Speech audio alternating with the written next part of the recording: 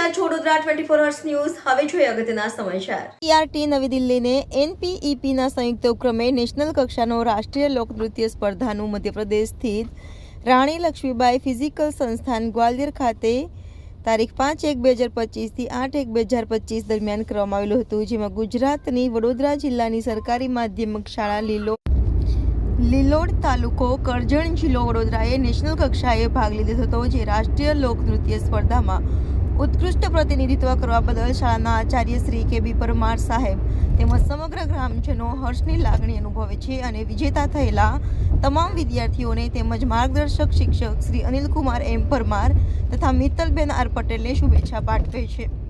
સમગ્ર કાર્યક્રમના ગુજરાત રાજ્યના કોર્ડિનેટર તરીકે શ્રી વિશ્વજીત યાદવ સરના પણ પૂર્ણ સહયોગ મળેલ હોય યાદવ સરનો પણ ખૂબ ખૂબ આભાર વ્યક્ત કરવામાં આવ્યો છે.